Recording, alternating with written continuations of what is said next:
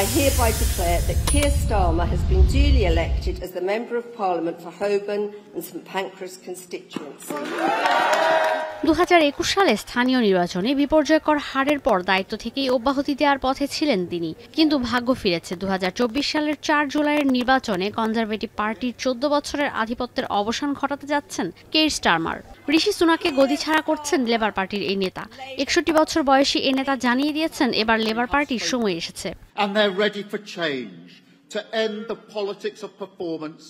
61 বছর বয়সী কেইর স্টারমার নিজের দলকে স্থিতিশীল রাখতে বেশ সচেষ্ট ছিলেন, যেখানে কনজারভেটিভ পার্টিতে তখন ছিল নানা কোন্দল। লেবার পার্টি নির্বাচনের আগ পর্যন্তই স্থিতিশীল নির্বাচনী প্রচারণায় বিশ্বাসী ছিল। কনজারভেটিভদের ইউটার্ন নীতি, নানা কেলেঙ্কারির মধ্যেও শান্ত থেকে দল পরিচালনা করে গেছেন তিনি। কট্টরপন্থী লেবার পার্টি সমর্থক পরিবারে স্টারমারের জন্ম লন্ডনে। বামপন্থী নেতা হিসেবে সারে শহরে রাজনীতিতে যুক্ত হন তিনি। ইউনিভার্সিটি অব লিডস থেকে আইন বিভাগে পড়াশোনা শেষ করেন স্টারমার। এরপর পড়াশোনা করেন অক্সফোর্ড বিশ্ববিদ্যালয়ে। আইনজীবী হিসেবে তার পারদর্শিতা মানবাধিকারে। 2015 সালে সংসদে আসেন তিনি। ক্যাবিনেটে খুব দ্রুতই গড়ে নেন নিজের অবস্থান। ব্রেক্সিট ইস্যুতে নজরে আসেন স্টারমার, তবে সেখান থেকে প্রধানমন্ত্রীর যাত্রাটা খুব সহজ ছিল না।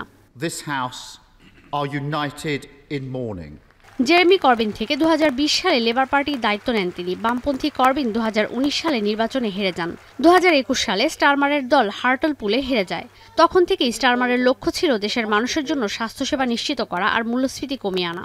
নির্বাচনে জেতার পর কেইর স্টারমারকে সামলাতে হবে দ্বিতীয় বিশ্বযুদ্ধের পর অর্থনীতির এই করুণ পরিণতি। স্টারমারের নিজের দলের জন্য নীতি শক্তিশালী। কোনো নেতাই অপ্রয়োজনীয় কোনো পদক্ষেপ নিতে পারে না তার দলে। নিজের নির্বাচনী প্রচারণায় দেশের মানুষের জন্য কিছু অঙ্গীকার করেছিলেন তিনি।